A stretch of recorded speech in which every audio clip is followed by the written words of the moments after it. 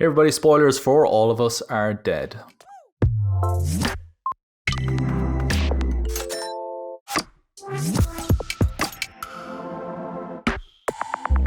Hey everybody, welcome to another episode of The Script Department. I'm John, I'm joined again by Caleb, and this time we're going to be starting our discussion on All of Us Are Dead, the new Netflix Korean zombie TV series. We're going to be doing episodes 1 to 4 today, and then we'll cover some of the other episodes next week and so on until we're finished. Before we get into that, if you haven't already, do check out our website, thescriptdepartment.net, for all the latest projects that we get up to, including our blog, as well as script readings from our global network of screenwriters. Follow us on social media, hit the links in the description, and subscribe to our podcast. Just search for The Script Department wherever you get your podcasts, and give the YouTube channel a subscribe as well. It all helps. Caleb, what are you thinking about All of Us Are Dead? You watched episodes 1 to 4. I think by the end of episode 4, we're in a good place in terms of where the characters are. It's setting up. I think it's definitely picked up that it's kind of hit almost like an end of Act 1. Yeah. I feel. Yeah, I think that it kind of, the first 2 episodes really feel like, all right, we're giving you the whole premise or the promise of the premise. And now we're kind of getting into the newer stuff. Like, it's kind of like, okay, we've got that out of the way. Now we're going to have the fresh ideas that they can play around within the zombie genre. All of Us Are Dead is the last big Korean TV series on Netflix was Squid Game. Violent, as full of rich commentary about, or at least what I've read, it's full of rich commentary about Korean life and economic, the different economic layers of South Korea. This seems like it's touching on a lot of that same stuff. Basically, it's following a group of teenagers in a large high school as the zombie outbreak takes hold, and it is very much Lord of the Flies. That's the big thing. It's Lord of the Flies with zombies, and it's very much all of these kind of social hierarchies that exist in high school being explored. The popular kids, the kids that get picked on, lots of bullies, lots of bullying. Something that, and I think it's done in a way that I think could be very triggering for people who've experienced that kind of stuff in school. I definitely, watching it, was having flashes of my time in school, and having to look over your shoulder every now and again for certain students passing in the hallway and that kind of stuff. And it's very I don't know if it's accurate, but it's very it's tapping into a lot of the different, I think, lived experiences of young people in school today. I think I think it's been a long time since I've been in school. It's definitely true to life, like on a heightened zombie level, even with the teachers too. So yeah, it's a very violent show without the zombies. I mean, it opens with a kid getting really like beaten to within an inch of his life by the kind of the 2 main bullies of the show, and they're not holding back, and as we'll see later on, they are not afraid to get their hands bloody in any scenario. Later on, there's a very kind of before the outbreak, there's quite a disturbing moment where a female student is being filmed against her will and sexually exploited and sexually abused, and it is very upsetting. I actually found that section. Again, they're not afraid to hold back on any of the kind of the extreme realities of what young people may experience. Not saying every person experiences that, but people do experience that, and they're not holding back. I think other shows may have been afraid to hold back on, or may have held back on that stuff. I don't think this show is afraid to do that. And it's all in service, I think, of creating these lines, drawing these lines in the sand that are going to get completely disrupted then by the zombie outbreak. Episodes 1 to 4 are really just the outbreak happens, and we're all they're all just getting mauled. People are getting picked off one by one, it's very much separating the strong from the weak, and Yeah. everybody kind of settling into these little clusters. How did you find the overall kind of journey of episodes 1 to 4? It does feel like its own self-contained act. Yeah. So I think that like the first episode kind of drug on a little bit, but it's still setting up and developing, and it knows. So like I don't have a problem with that because it's taking the time to then hopefully pay off. So I have the trust that the show will utilize its time well. Um, and then like two, like I said, 1 and 2 are kind of this zombie outbreak. It's giving you what you came here to see. Like we want to see zombies eating everyone in a school. Like that's the premise, and that's what we see on the poster. And then I really enjoyed episode 3 whenever it becomes this kind of contained episode where it reminded me a lot of this one of the students who is in the welfare class is believed to be infected by one of the richer I wouldn't say popular girls, but one of the richer class students. And so there's kind of this social dynamic that comes into play. And that whole episode reminded me of the scene in like The Thing, the John Carpenter one, where they're like tied down to the couch, and it's like who's the one that's infected. And so I really enjoyed that episode because it was kind of this like mystery, contained, like claustrophobic episode. And then that episode I think paid off pretty beautifully to me, because it's so tragic, where this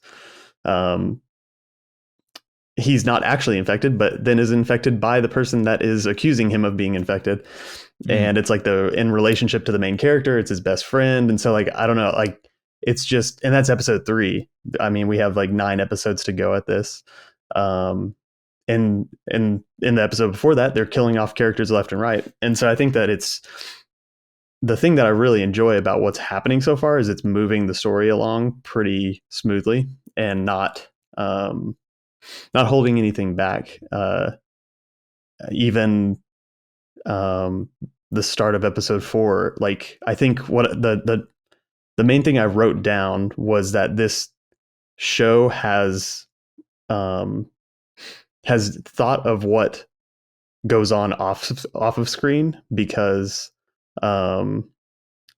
there's scenes that are happening that we don't see, but they're set up, and we know we can fill in as the audience what we're seeing in between each scene. And so like I think the example of that would be the archery team, that is set up in episode 1, and we just like by just the montage of like what's going on at the school.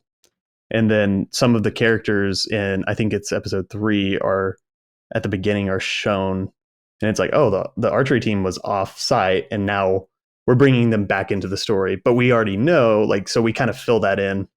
We didn't need to see them while the zombie outbreak was going on. But now that they're becoming important again, they're bringing them back in.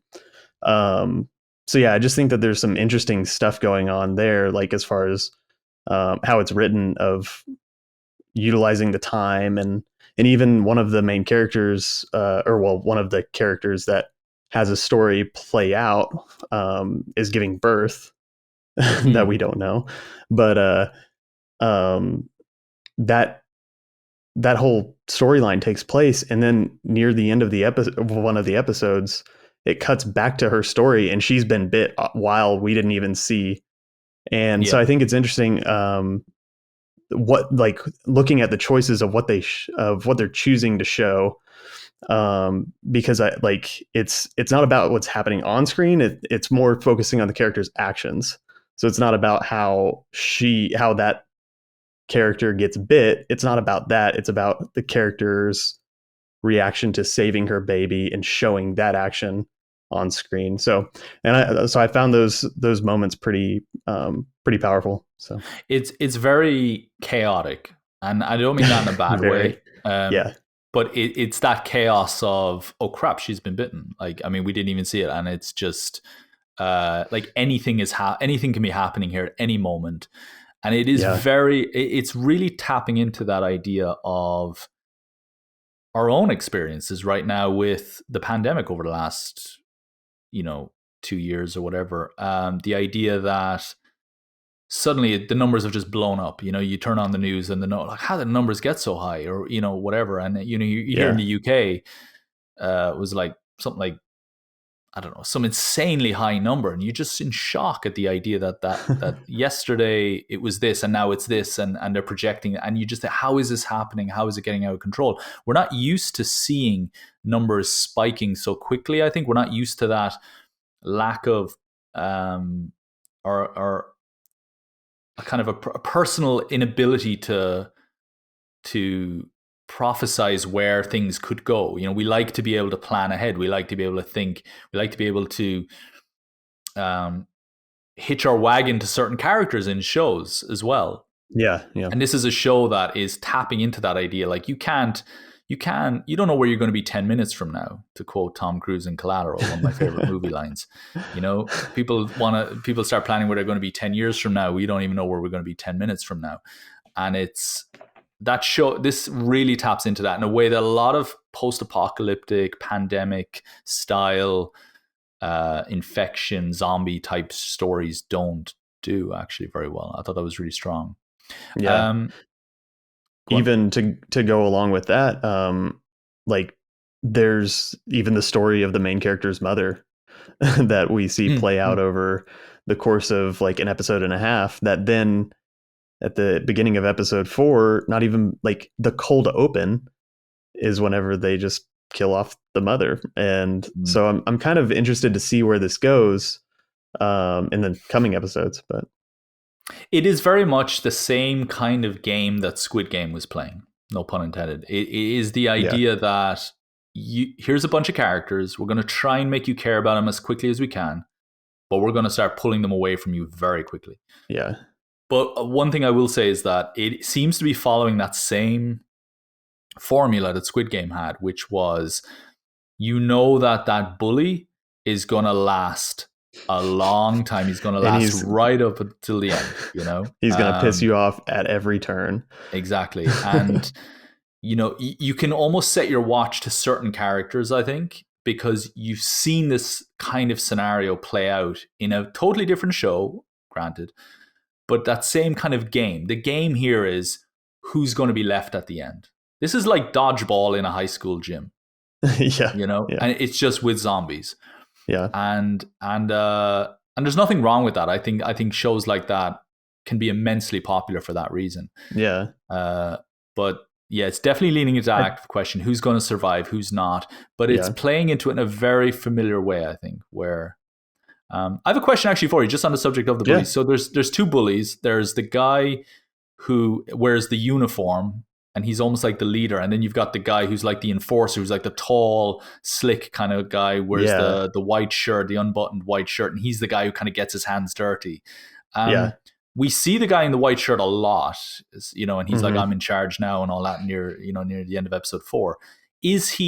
Where's the other guy? Did he get picked off, or did I miss that? I had the same question. I think the last time we saw him was in the cafeteria. He's one of like the focuses that whenever that turn comes. And I don't think we've seen him since then. I feel like he got picked off, and that does feel a little convoluted, because it did feel like, oh well, he's the main bully. But yeah, then this enforcer kind of becomes the focus of that storyline. I was immediately expecting the kind of role, the kind of thing they did with Squid Game, where you've got this big, brutish kind of gangster guy who's found his way into the game, and he's created his little gang, his little clique. But slowly there's like these seeds of mistrust being planted in the group where, maybe I'll kill the guy. You can't trust your gang. They might turn their back on you at some point. And I was thinking, okay, they're doing the thing where, the guy who has to blacken his soul for the main bully is now eventually he's going to turn his back on him, or he's going to stab him in the back or whatever, in order to, or it's like, help me, and he's not going to do it. And you can't even, if you can't trust a fellow bully, who can you trust? I thought that's kind of the Yeah, way it's yeah, going to go down. But yeah, it doesn't seem yeah. to. Maybe he'll turn. I don't know. There's probably someone listening to screaming at their, at their Yeah, this phone is right only now, one through saying, four, so we saying he was alive. He was right there in that scene, you idiot. But yeah. maybe he'll, I don't know, maybe if he's not dead, he'll pop up again. But that was one thing I was a bit, it seemed like they kind of, yeah, wrote him It out, felt it seems. it Either almost way, felt like yeah. the shots were a little tricky to where it made us think that. And that's why I wonder if it's intentional, because like the flashbacks with the teacher's son, whenever he's talking about his son getting bullied, um it cuts to the like them in the conference room with like the whole school board and stuff. And I don't think that was that other bully in there, or was it just the tall lanky guy? Like, Yeah, I don't know. And if it seems like we're forgetting characters' names here, I haven't even bothered to try and remember characters' names. There's so many of them. I'm just going yeah, to be defining them. I'm just going to be, describing the scenes yeah. that we know them from, Well, really, more than anything. and it is kind of interesting, like just because it's a zombie coming of age story. Um, I feel like, and it's taking place in this high school, and so like you kind of have these tropes for a reason. I feel like it's playing within that idea of like, well, this is the couple that's in love, and or this is the love triangle, or this is the yeah, So it is very much the idea of, here is the social order of things. We're going to throw a zombie outbreak at you in order to completely screw up the social order and force you to reckon with the things that maybe you don't want to reckon with, or force you to tell that person how you really feel, force people into rooms with each other that they might not ever think they could stand to be in with, and so on and so forth. And it's about creating these clusters throughout the school. And definitely by the end of episode 4, you've got these clusters. You've got these groups of survivors who are now they can't leave their rooms or respective areas because the horde is just roaming the hallways. And the horde being all the other students and the staff or whoever else is left. It's typical zombie fare in that regard, where the most dangerous thing here is the people, not that's the big cliche in zombie. And it's not a bad cliche, but it's definitely a cliche. In The Last of Us, there's that line where it's normal people that scare me.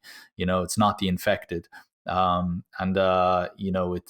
that kind of just thing embedded throughout. In The Walking Dead, the most dangerous threats were always from within, and in this, it's very much, it's not a case where everybody's got like a gun behind their back ready to kill you. They don't want anybody to die, but it is a case where, because of their emotional maturity, a broken heart could be enough to make them just want to leave and walk out into the horde and never come back. yeah, And so there's yeah, everybody is walking on eggshells a little bit here.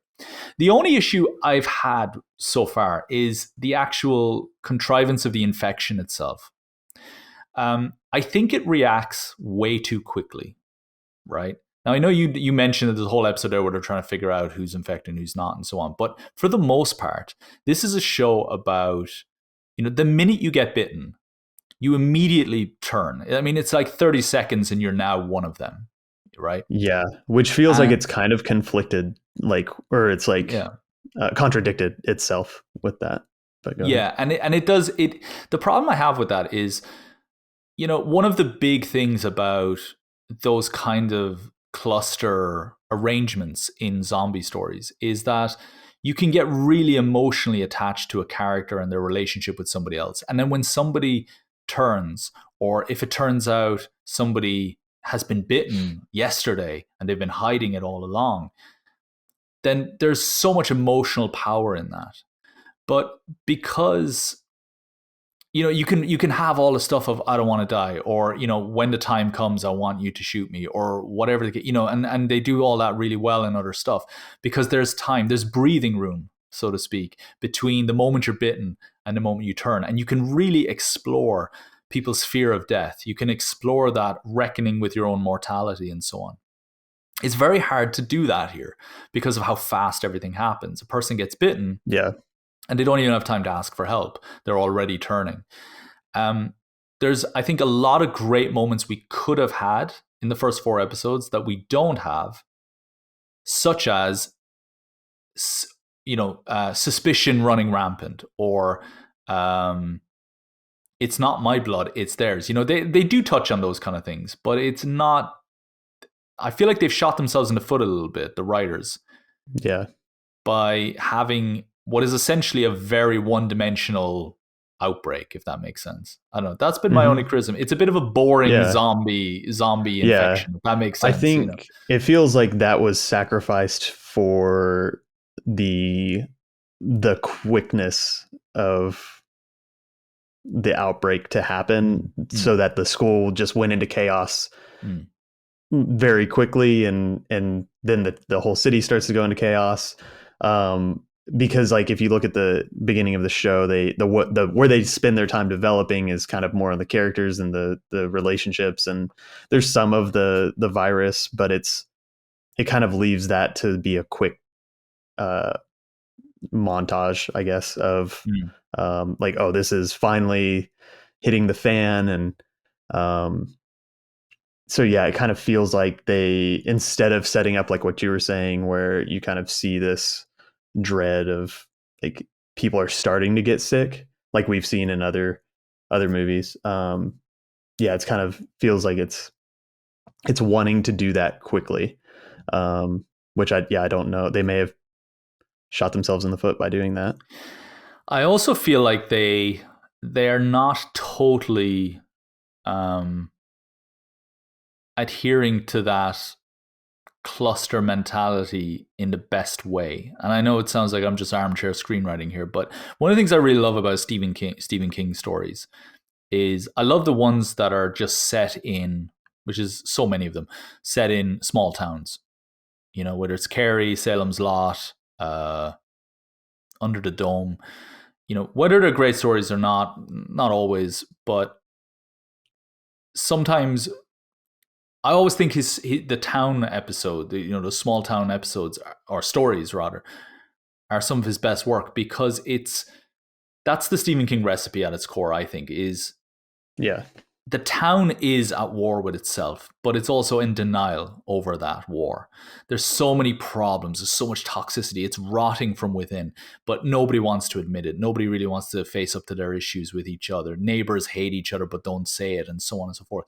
And then the evil, whether it's Pennywise, whether it's the vampire, whether it's the dome itself and all that kind of stuff, is a manifestation, sometimes literally, sometimes figuratively, but it's a manifestation of all of that shit.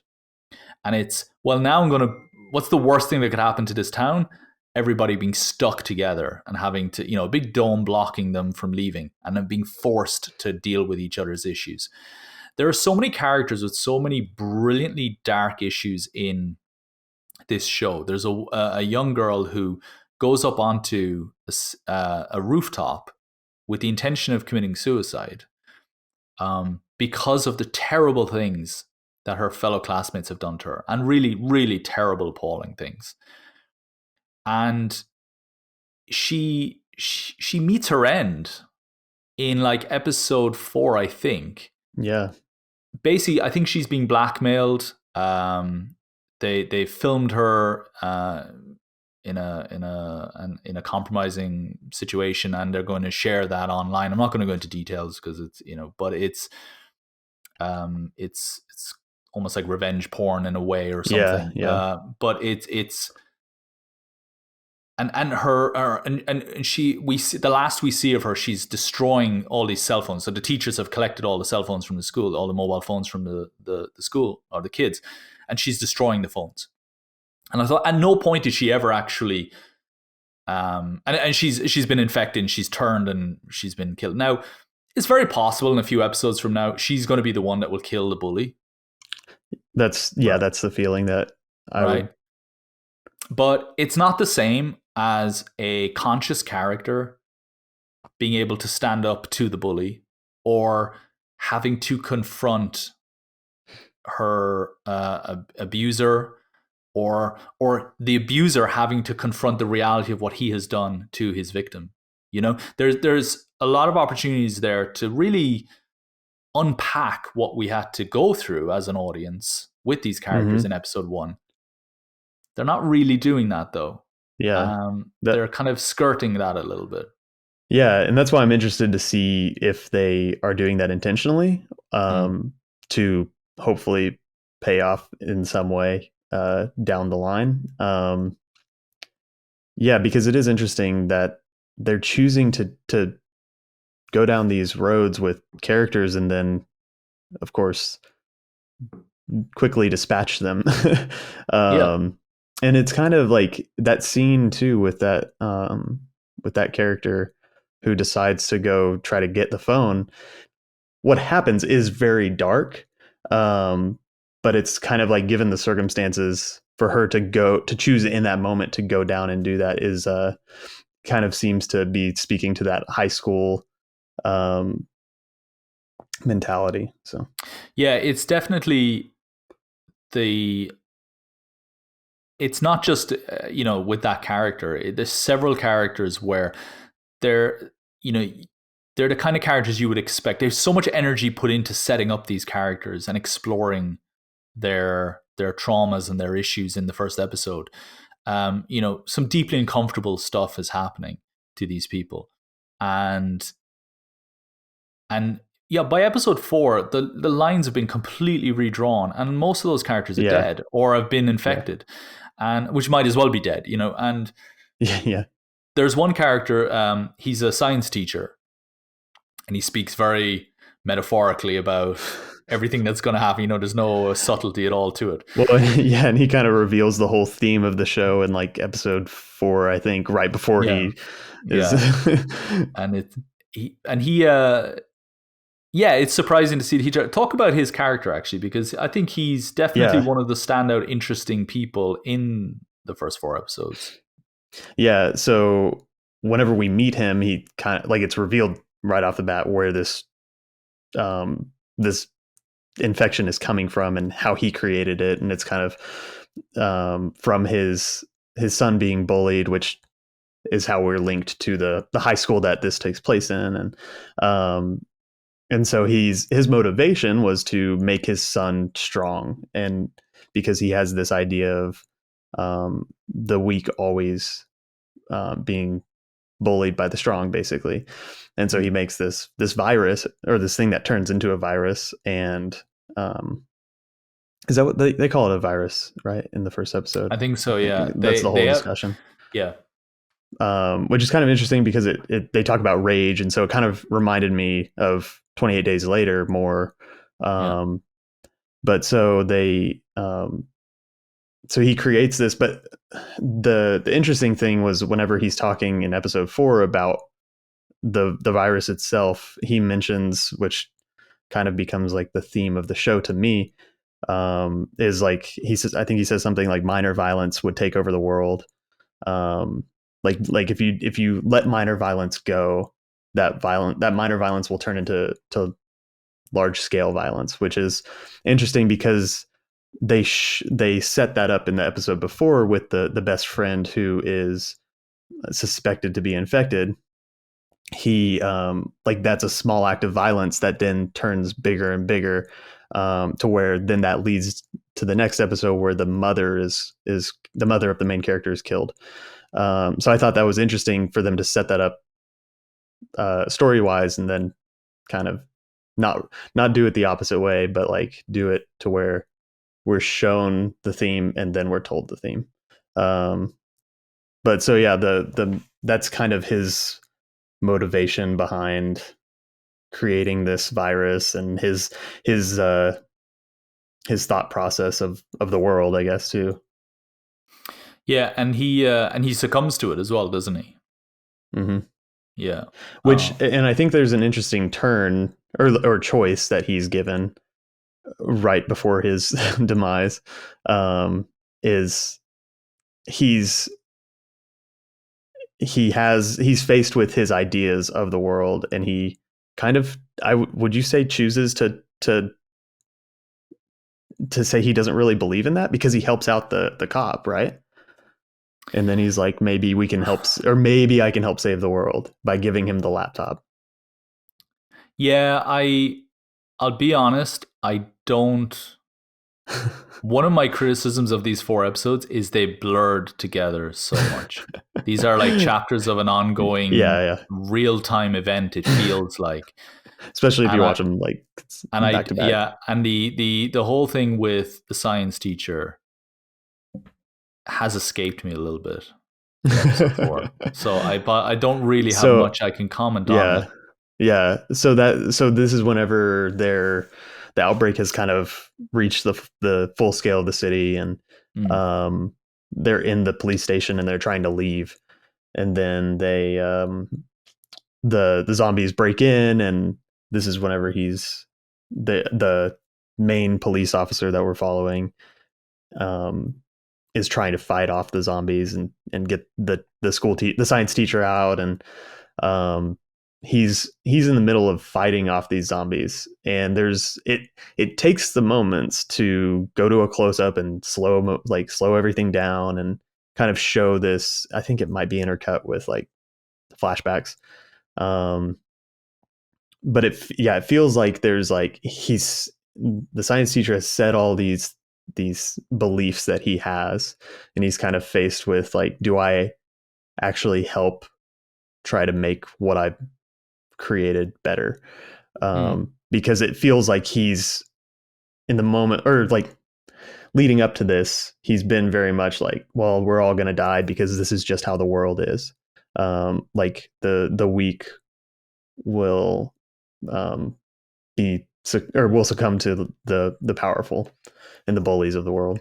And so I feel like that's what his choice was whenever he chooses to bump the zombie out of the way and then get bitten and say like, go to the school. Um, but yeah, So, uh, one of the just on the subject of the virus itself, um, I mentioned how I found it to be a little bit of a boring, kind of unimaginative. It's just rage. It's it's just bloody rage, and uh, but their bones kind of morph into, and it's almost like something out of Resident Evil, slightly, a little bit. yeah, yeah, You know, this has come out on the same week that Dying Light 2 has been released, the video game. yeah, The biggest kind of zombie game of, other than outside scope. of, yeah, in terms of scope, Yeah, definitely. yeah, And Dying Light has a really great premise in the sense of the infected in this world are kind of allergic to UV rays. And some of the more severely infected are absolutely allergic and will not come out in the daytime, and they're nocturnal. And the idea of like a nocturnal zombie is a really cool idea. I'm sure other people have done stuff like that in other works, but that to me I thought was a really great idea. And as somebody who hates horror games, who hates kind of survival horror games, I know Dying Light is not really a scary game, but I just it's link intense. It's intense. That's it. And I Yeah, just yeah, link yeah. zombies to horror, and there you go. I'm immediately cowardly. But one of the things that I really loved about that was I thought, oh, that's great. I just won't go out at night then. And I actually went through most of the first game without, we'll do a video on Dying Light, I guess, and we'll talk Yeah, about the new one maybe. But yeah, it's that idea of that kind of imaginative premise of it's not just The Walking Dead, not the show, but just the idea of the dead have come, or you've been bitten and now you're just infected and you walk around like a lumbering idiot, or you charge and rage. And there's actually like almost like subcultures, and yeah, there's hibernation and all those kind of animalistic behaviors besides just predatory behavior.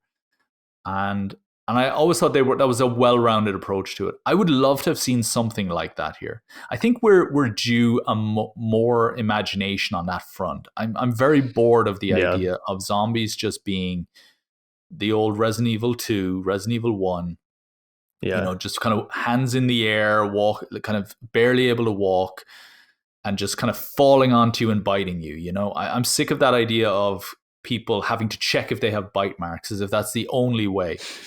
And Yeah, that, and particularly given that we live in a world now where we're wearing face masks, where we're washing our hands when we come back from doing something maybe outside where we've come into contact with other people, or we're using hand sanitizers more and all that kind of stuff, right? We've been able to combat the flu. A lot of people have said they haven't been able to get the flu during the pandemic because, everybody's now so hygienic, right? Yeah, yeah, right. I know that was the case for me, but our the way we think about the world now, the way we think about disease, the way we think about infection has evolved. Yeah, and I would yeah. like the thinking that, from a screenwriting point of view, I would like that thinking to evolve a little bit more in shows like this. I don't know. Yeah. What are your thoughts on that? I mean, are No, you I think just there's are you happy with it? Are you just, or do you think there's more to it? Or no, I think there's more to it, especially like, yeah, I think you're right. There is no, we are in a post COVID world, and I think the zombie genre can't ignore that, because of the like, I think, I don't know if this fully fits, but you had the Dawn of the Dead. Like, everything changed after Dawn of the Dead. There was this this theme of consumerism, and there was, like, zombies from there changed. And so I think we're kind of at this next turning point where we've kind of played out the genre. There's been innovation in the genre with 28 Days Later.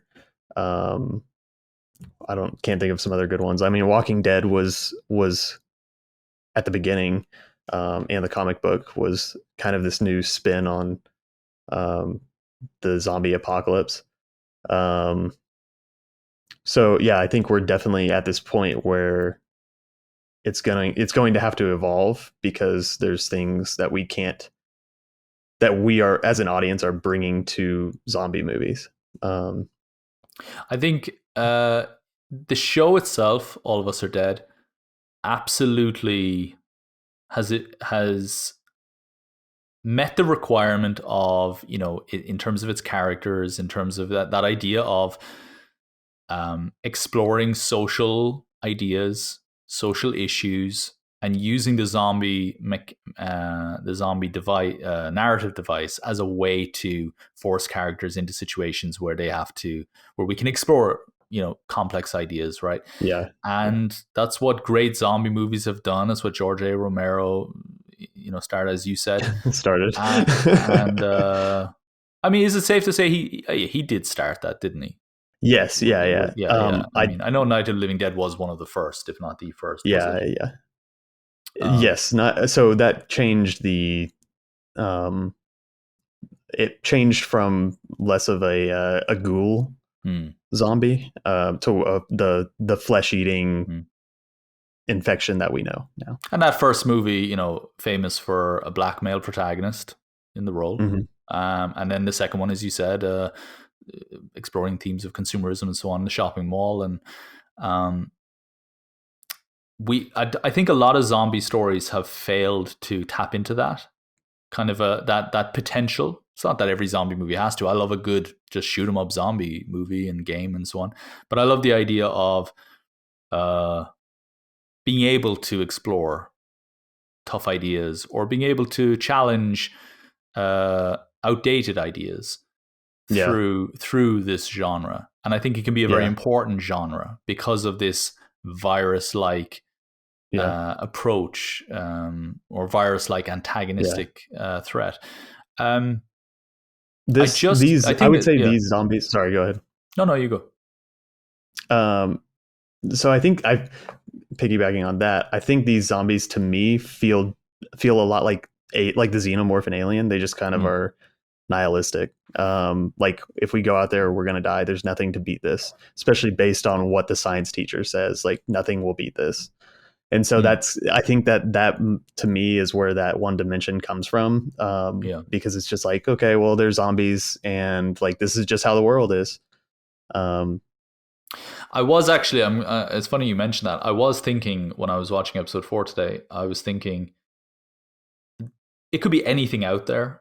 It could be aliens that have invaded, like a predator, monster, predatory kind of aliens that have invaded. It could be xenomorphs, a nest of xenomorphs that have just, broken out. And body This could be snatchers. this could be the Sevastopol on Alien Isolation, the set piece of that game. Yeah. And these are just the kids who are hanging out, or just kind of barricading themselves in. This doesn't have to be zombies. And there's nothing wrong with, but I think, that it is zombies. I'd like it to just be a little bit more in depth, because I think you can have a lot of narrative fun with that. Then you can have a lot of fun in terms of, like, for example, just off the top of my head, imagine if there was a delay. Let's say there's a 10-minute delay from when you're bitten to when you turn. But in that 10 minutes, none of the other zombies will bite you because they know you're one of them, right? So I've got 10 minutes where I can get to the gate and unlock the gate so that you can get out. So the rest of the kids can get out, But someone's going to have to sacrifice themselves in order to do that. Who's going to draw the short straw? You could build a whole episode just around that idea of understanding that there's more to this than just, I've been bitten, I'm dead. Yeah. Or I've been bitten, I'm now a monster. That's the end of it. Actually you could, if you just create a little bit more dimension to that virus, I think you could have a lot. You could have, they're doing that in Dying Light 2. Apparently everybody now has the virus in that game, and you have to kind of, when you go into the darkness, there's like a ticking clock before, like an oxygen meter almost, because you need to get UV rays. And so there's like all these UV traps set up all over the place for people so they can go indoors and not succumb to the virus. Because when there's no the UV rays keep the virus at bay, that little, and that's one of the mechanics being praised in the new game. Just that little dimension to the virus means there's so much more potential now. Imagine if that was in this, and characters are walking through the dark and they've got their UV flashlight or something to keep the virus at bay, but then the light starts flickering. There's just none of that. It's basically just, there are monsters out there who will kill you. And I think that's great for setting up episodes 1 to 4. Yes, yeah. And getting everybody into those clusters and into those rooms. But now I'm very curious to see what 5, 6, and 7 and 8 are going to do. Yeah. Because you can't just keep banging the drum on, the zombies will bite you. I feel like it's got to evolve now into something more. I feel like it's going that direction. I hope it is, because just based on they seem aware of where they're going and what they're doing, as to me at least. That I hope, and that they did have the discussion that we had, because it feels like they had the discussion of writing, or in the writer's room or whatever, of like, okay, well, we have these characters in all these areas and we'll cut this out because we don't need that. And that I would hope that, and even just the set pieces, like they fully, like, we're in a high school. The majority of what we've seen has like fully explored a high school and what you could do to fight back with zombies, or to escape, or run through like classrooms, and they've kind of already played that out. So that's why I'm interested to see that we're only like 1/3 of the way through this show, to see where they go and what they hopefully came up with. I am very, very interested now to see where it goes. One last question before we wrap it up today, because I think we'll have more to talk about in the next analysis next week. Before we go, do you think Netflix timed its release to coincide with Dying Light? I was thinking about that today. I was wondering. I did not think of that. But when did this come out? Like a week ago? Yeah, but it's very convenient, I think, that the biggest zombie game of the year comes out in the same week as the biggest zombie IP of the year, outside of Dying Light. And they're Netflix. They're just both there the same week, or within a week of each other. And I gotta say, I had no interest in buying Dying Light 2. And I'm 4 episodes into all of Us Are Dead, and I want Dying Light 2 now. So I don't know. There's a part of me that feels like Netflix is thinking, people are going to want their zombie fix after playing Dying Light. and they'll go and watch this. I don't know. Well, That's and it here. they're writing the Squid Game hype, so of South Korean cinema, so TV. Yeah, I think that's definitely Netflix. Netflix is going to be all over South Korean television and cinema for the next few years. I think that's that's going to become a really hot kind of market for them to explore. It's definitely drawn me in. I've gotten way into South Korean cinema. So, and I've been talking with people who know a lot about it, and it's been very, very interesting to learn about the different approaches to how they write and so on there. And I think there's going to be a lot of it coming out in academia in the next few years as well, which should be interesting for me in terms of like better understanding the kind of approaches to it. Yeah, it's a great show. I think it's well worth it. As somebody who can take or leave zombie movies and zombie TV shows, I'm definitely on board to check out the next few episodes. Caleb, we'll draw a line under it there, and we will catch up again next week to discuss, in more detail. Let's see where the characters go, and So thanks very much for listening, guys. As always, check out our website, thescriptdepartment.net. Hit the links in the description to follow us on social media, and subscribe to the podcast, The Script Department. And subscribe to YouTube channel as well. Thanks for listening, everyone.